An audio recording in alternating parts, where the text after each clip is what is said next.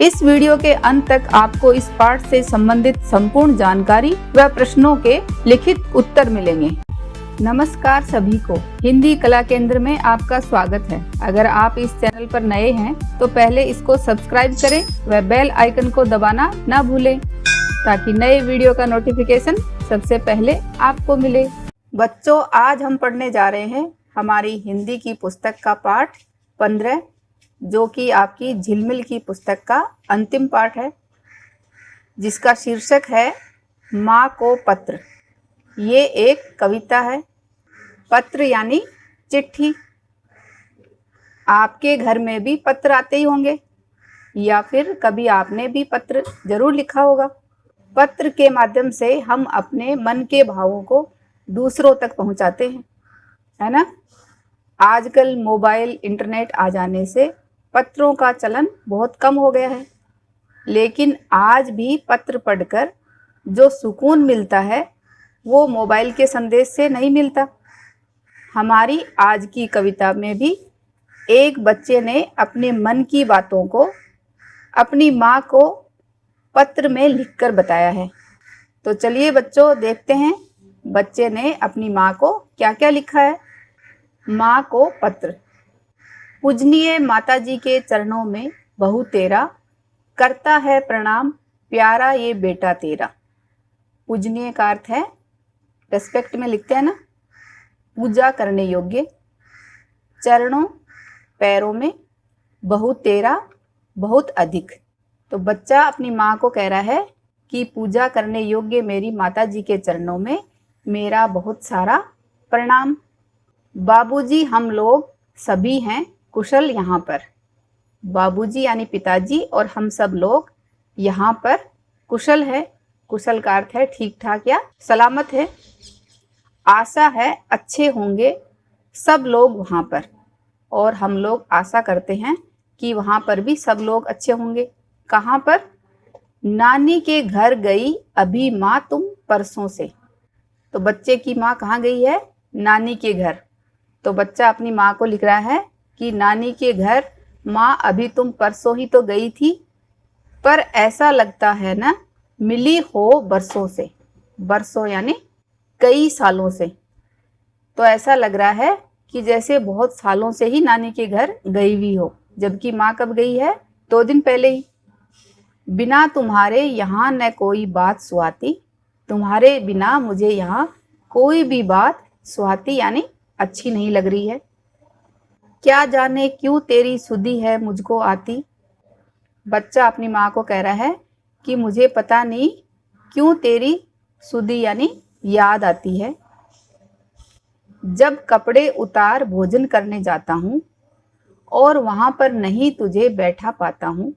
जब बच्चा स्कूल से आने के बाद अपने कपड़े चेंज करके खाना खाने के लिए जाता है तो उसे सामने वहाँ पर अपनी माँ दिखाई नहीं देती है।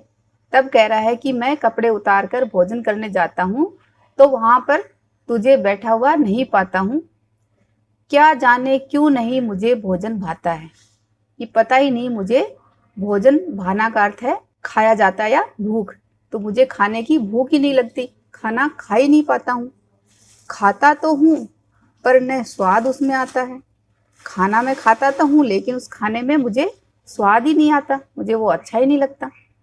ये न समझना मुझे कष्ट देता है कोई। कष्ट यानी कोई तकलीफ। तो ये मत सोचना आपकी मुझे यहाँ पर कोई कष्ट दे रहा है, या मेरी सुधि नहीं यहाँ लेता है कोई। यहाँ इस सुधि का अर्थ है संभाल। तो ना ही ऐसा है कि यहाँ पर मेरी कोई संभाल नहीं कर रहा है। पर माँ, मैं तो नहीं भूल पाता हूँ तुझको, लेकिन माँ फिर भी मैं तुझे भूल नहीं पा रहा हूँ। क्या जाने क्यों तेरी सुधि आती है मुझको, पता नहीं क्यों मुझे तेरी याद आती है। माँ, तू तो कहती थी मैं परसों आऊँगी। माँ बच्चे को क्या बोलकर गई थी? कि मैं परसों वापस आ जाऊँगी। तेरे लिए न जाने मैं क्या क्या लाऊंगी, और तेरे लिए मैं बहुत सारी चीज़ें भी लाऊंगी, ऐसा बोलकर माँ गई थी।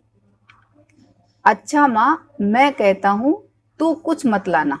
बच्चा अपनी माँ को लिख रहा है कि माँ तू कुछ भी मत लेकर आना, पर पहली गाड़ी से अब वापस आ जाना, और पहली गाड़ी से वापस आ जाना। नानी रोके अगर उसे ये पत्र दिखाना। अगर तुझे नानी रोके तो उनको भी ये पत्र दिखा देना कि मुझे मेरा बेटा बुला रहा है।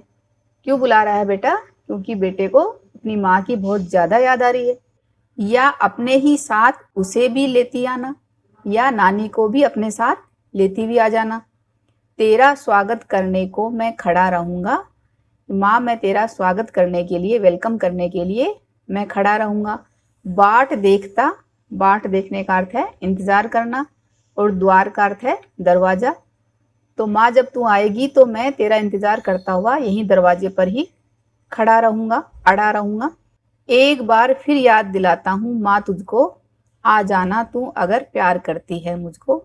तो बच्चा अपनी माँ से रिक्वेस्ट कर रहा है कि माँ, एक बार फिर से मैं आपको याद दिला रहा हूँ कि तू जल्दी से आ जाना अगर मुझे प्यार करती है तो। कहने का अर्थ है कि बच्चे को अपनी माँ की बहुत ज़्यादा याद आ रही है। और इस कविता रूपी पत्र को लिखा है केशव प्रसाद पाठक ने। अब इस कविता के सारांश को एक बार देख लेते हैं। इस कविता के रचयिता केशव प्रसाद पाठक हैं और उन्होंने इस कविता में एक बच्चे के द्वारा अपने से दूर गई हुई माँ को लिखे पत्र को प्रस्तुत किया है। बच्चे की माँ जब उसकी नानी के घर चली जाती है तब उसको माँ के बिना घर की कोई वस्तु अच्छी नहीं लगती और निरंतर माँ की याद सताती रहती है। माँ के जाने के कुछ दिनों बाद ही बच्चे को लगता है जैसे माँ को गए कई साल बीत गए हों। अंत में बच्चा माँ से बिना खिलौने लिए ही अगली गाड़ी पकड़कर वापस आने को कहता है और नानी के रोकने पर उनको भी अपना पत्र पढ़ाने को कहता है, या फिर नानी को भी साथ लेती हुई आना, ऐसा कहता है। अब इस कविता के अभ्यास प्रश्नों को देखते हैं। कविता से पत्र किसने किसको लिखा है? तो कविता में बेटे ने पत्र अपनी माँ को लिखा है। तो जो पत्र अपनी माँ को लिखा जाएगा या बहन को, भाई को, तो वो पत्र कौन से होते हैं? अनौपचारिक पत्र। तो अनौपचारिक पत्र लेखन कैसे किया जाता है, अगर बच्चों आपको सीखना है तो आप मेरे व्याकरण की इस वीडियो में देख सकते हो। बालक को अपनी माँ की याद क्यों आ रही है? बालक को माँ के चले जाने से अच्छा नहीं लग रहा था। न तो उसे कोई बात स्वाती थी और न ही खाने में स्वाद आता था, इसलिए उसे माँ की याद आ रही थी। बालक को खिलौनों से ज्यादा माँ की फिक्र है। इस बात का पता किन पंक्तियों से चलता है? तो ये कविता में हमने पढ़ा था ना, माँ तू तो कहती थी मैं परसों आऊंगी, तेरे लिए न जाने मैं क्या क्या लाऊंगी। अच्छा माँ, मैं कहता हूँ तू कुछ मत लाना, पर पहली गाड़ी से अब वापस आ जाना।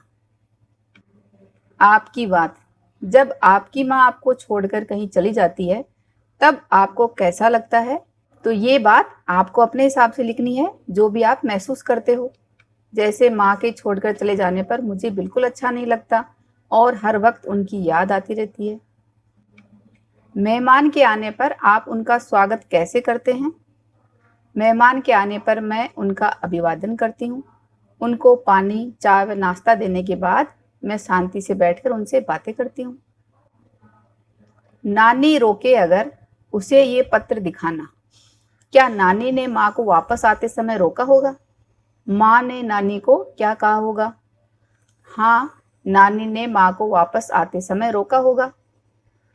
माँ ने नानी से कहा होगा कि मेरा बेटा मुझे बहुत याद कर रहा है और उसे मेरे बिना कुछ अच्छा नहीं लग रहा है, इसलिए मुझे जल्दी ही जाना होगा। कविता से आगे, माँ बेटे को अपने साथ क्यों नहीं लेकर गई होंगी, सोच कर बताएं। माँ इन सब कारणों की वजह से बेटे को साथ नहीं ले गई होंगी। बेटे को स्कूल से छुट्टी लेनी पड़ेगी, ऐसा सोचकर। सफर में बेटा परेशान होगा। माँ बहुत कम दिनों के लिए किसी जरूरी काम से गई होंगी। नानी के घर में उसकी उम्र के बच्चे भी नहीं हैं, तो बेटा अकेला ऊब जाएगा, ऐसा सोचा होगा। माँ अपने बेटे को छोड़कर अपनी माँ से मिलने चली गई। माँ को ऐसा क्या काम हुआ होगा जिसके कारण उसे जाना पड़ा। हो सकता है कि नानी या नाना जी की तबीयत ठीक ना हो, इसलिए माँ को अपने बेटे को छोड़कर जाना पड़ा। भाषा की बात, पढ़ें, समझें और लिखें। पूजनीय माताजी के चरणों में बहु तेरा। पूजनीय जिसका अर्थ है जो पूजा करने योग्य हो, वैसे ही विचारणीय जो विचार करने योग्य हो, आदरणीय जो आदर करने योग्य हो, पठनीय जो पढ़ने योग्य हो, और दर्शनीय जो दर्शन करने योग्य हो। नानी रोके अगर ये पत्र दिखाना। इस वाक्य में आए पत्र शब्द में त्रय संयुक्त व्यंजन आया है जो तय प्लस रह से बना है। ये तय के नीचे हलंत है, इसका अर्थ है ये तय हाफ है। नीचे कुछ शब्दों में संयुक्त व्यंजनों का पता लगाएं कि वे किन वर्णों से बने हैं। तो इस शब्द में ज्ञानी, ज्ञानी में ग संयुक्त व्यंजन है जो कि जय प्लस ये से मिलकर बना है। ऐसे ही विद्या द प्लस ये, श्रवण श्रय शय प्लस र, क्षमा क प्लस स। करता है प्रणाम प्यारा ये बेटा तेरा। इस वाक्य में तेरा शब्द माँ के स्थान पर आया है जो कि सर्वनाम है। तो ये तो बच्चों आपने व्याकरण में पढ़ा ही होगा ना कि किसी संज्ञा शब्द के स्थान पर काम आने वाले शब्दों को हम सर्वनाम कहते हैं। सर्वनाम क्या है और इसके कितने प्रकार हैं, ये देखने के लिए आप मेरा ये वीडियो देख सकते हो जिसमें सर्वनाम को बहुत अच्छी तरह से समझाया गया है। कविता को ध्यान से पढ़ें व बताएं कि कविता में कौन कौन से सर्वनाम शब्द आए हैं। तो एक बार कविता को फिर से पढ़ते जाओ और इसमें देखते जाओ कि सर्वनाम शब्द कौन कौन से आए हैं। जैसे पूजनीय माताजी के चरणों में बहु तेरा, करता है प्रणाम प्यारा ये बेटा तेरा। तो ये यहाँ पर सर्वनाम है। और तेरा, बाबूजी हम लोग सभी हैं कुशल यहाँ पर, आशा है अच्छे होंगे सब लोग वहाँ पर। नानी के घर गई अभी माँ तुम परसों से, पर ऐसा लगता है न मिली हो बरसों से। बिना तुम्हारे यहाँ न कोई बात सुहाती, क्या जाने क्यों तेरी सुधी है मुझको आती। जब कपड़े उतार भोजन करने जाता हूँ और वहाँ पर नहीं तुझे, यहाँ किसकी बात हो रही है, माँ की, तो ये तुझे माँ के लिए आया है। बैठा पाता हूँ, क्या जाने क्यों नहीं मुझे भोजन भाता है, ये मुझे किसके लिए है, बेटे के लिए। खाता तो हूँ पर न स्वाद उसमें आता है, ये न समझना मुझे कष्ट देता है कोई, या मेरी सुधी नहीं यहाँ लेता है कोई। पर माँ मैं तो नहीं भूल पाता हूँ तुझको, क्या जाने क्यों तेरी सुधी आती है मुझको। ये सब सर्वनाम है और ये कोई भी सर्वनाम है। माँ तू तो कहती थी मैं परसों आऊँगी, तेरे लिए न जाने मैं क्या क्या लाऊंगी। अच्छा माँ मैं कहता हूँ तू कुछ मत लाना, पर पहली गाड़ी से अब वापस आ जाना। नानी रोके अगर उसे ये पत्र दिखाना, या अपने ही साथ उसे भी लेती आना। तेरा स्वागत करने को मैं खड़ा रहूँगा, बाट देखता यहीं द्वार पर अड़ा रहूँगा। एक बार फिर याद दिलाता हूँ माँ तुझको, आ जाना तू अगर प्यार करती है मुझको। तो बच्चों एक बार आप ध्यान दोगे तो आपको समझ आ जाएगा सर्वनाम शब्द कौन कौन से हैं। एक कोई भी सर्वनाम है, इनके अलावा अगर कोई शब्द रह गया है तो वो आप मुझे कमेंट बॉक्स में लिखकर बताना। इस कविता को एक बार फिर से पढ़ें व समझें। जब आपकी माँ कुछ समय के लिए आपसे दूर चली जाती हैं तब आपको कैसा लगता है, ये बात बताने के लिए आप अपनी माँ के लिए एक पत्र या कविता लिखो, या फिर आप अपनी माँ को कितना प्यार करते हो इस बात को लेकर भी आप पत्र या कविता लिख सकते हो। सुझावों व सुधारों के लिए कमेंट बॉक्स में लिखें। अगर हमारे वीडियो बन ही रहे हैं आपके फेवरेट तो फिर क्यों ना करें इनको लाइक, सब्सक्राइब और रिकमेंड। हमें और बेहतर बनाने के लिए आप कर सकते हैं कमेंट। धन्यवाद।